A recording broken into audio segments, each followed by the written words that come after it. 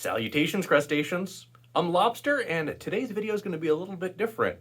We are featuring our good friend and member of the LowEndLobster organization, Chris Volpini, on his first gig vlog. I hope you enjoy it. I know I did. Here we go.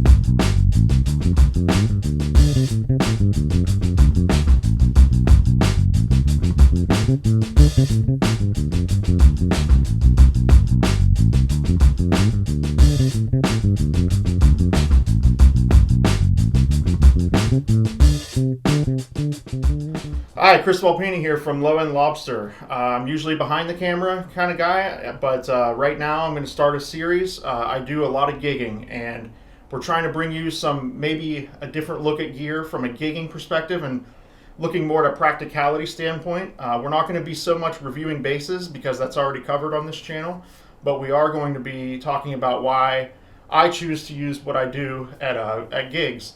This is actually my first gig back after 3 months off. So for basses, this project that I'm playing with tonight is a rap rock outfit called Royce. And I use primarily a fretless bass. This is a Lakeland Skyline 5502 fretless. And it's ash body, ebony board, maple neck. It's all stock except for I did some appearance stuff. But this is what I use for all the Royce things. The strings are Labella low tension flexible flats. My backup bass, it is another Lakeland Skyline 5502, but it's fretted. And I use this bass for like 99% of my gigs, but tonight it's just going to be a backup, but it's all stock as well, just some appearance stuff. For amps, we're going to be running the Gallien-Kruger Legacy 800 410 combo. This is made in America. And it's a little heavy. It's got really nice big wheels though. It has become the main amp I use for larger venues and larger stages, which is what we're lucky enough to do tonight. For accessories, we're going to do a video in depth about why I choose what accessories I do, but I'm just going to kind of go over what we're running tonight. Power supply for my amp is going to be this Essential Sound Products Incorporated. This is essentially like a power conditioner in a cord. For my patch cables and stuff, I always use Rattlesnake, and I'll go in depth as to why on another video. And for straps, I use these LK straps. He can make anything you want, and it's all recycled leather, so he literally just buys old furniture and stuff off of Craigslist and makes incredible guitar straps out of them. I have a bunch of them, and he's great to do business with. In terms of pedals, this is all I'm using tonight. This is an overdrive that comes with the Gallien-Kruger amp. My pedal board is in pieces right now, so I don't really have that available to use everything. And that's it. We're gonna pack up the car now and head to the venue, and we'll hit you when we're doing sound check.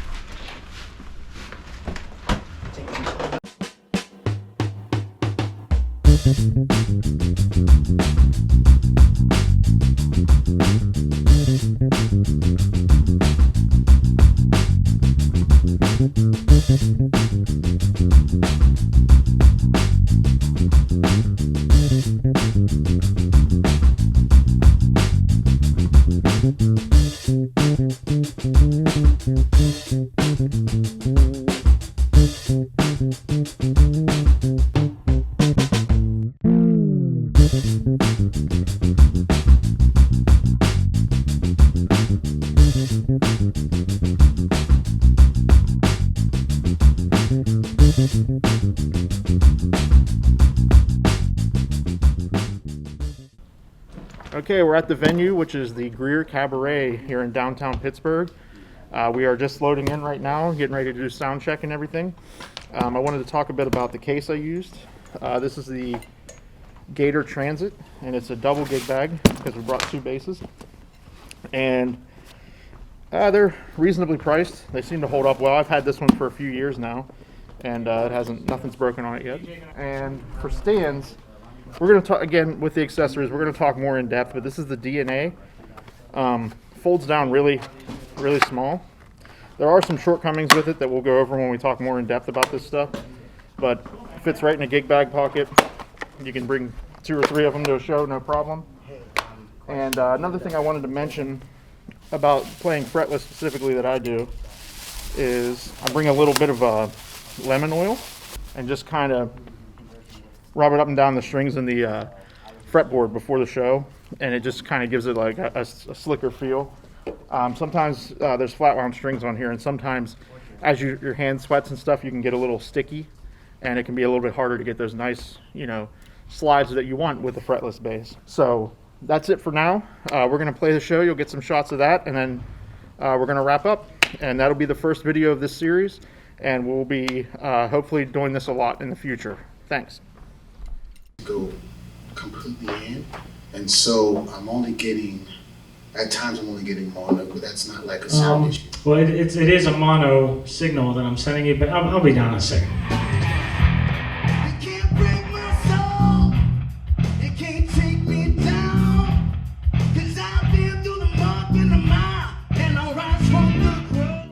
All right, so we got a little bit of time. Sound check's just done, so we're sitting here with one of these lead singer types. Asking, what do you look for from bass players? And a bass player, I look for a guy like Chris. All right.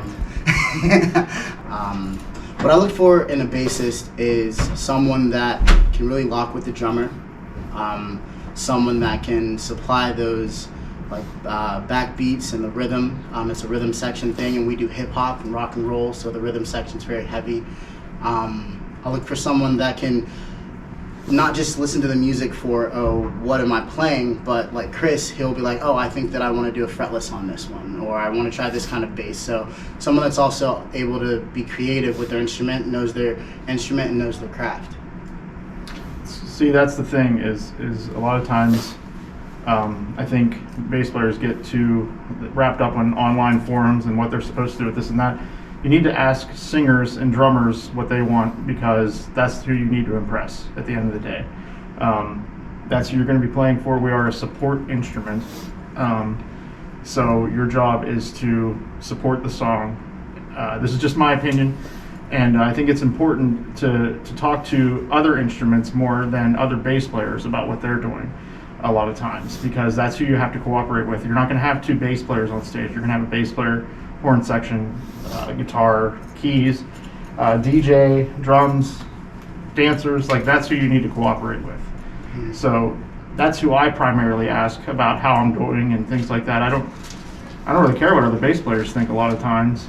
I'm more interested in the people that are going to hire me, what they think. So it's all about playing the music. Yes, we are a support instrument for 90% of the time. There are times for solos and things like that, but 90% of the time we're the frame, not the picture. So I wanted to interject that here because it's important to understand not only what gear do you take to the gig, but how do you get the gig in the first place.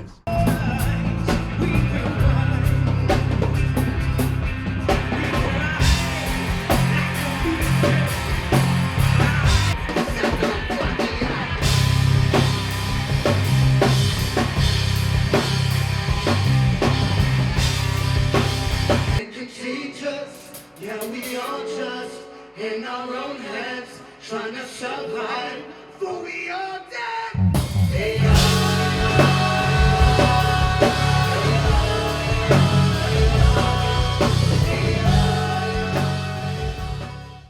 Okay, we're actually a couple of days removed from the show. We had to hurry up and get out of there because Hamilton was releasing across the street, and we didn't want to fight that traffic to get home.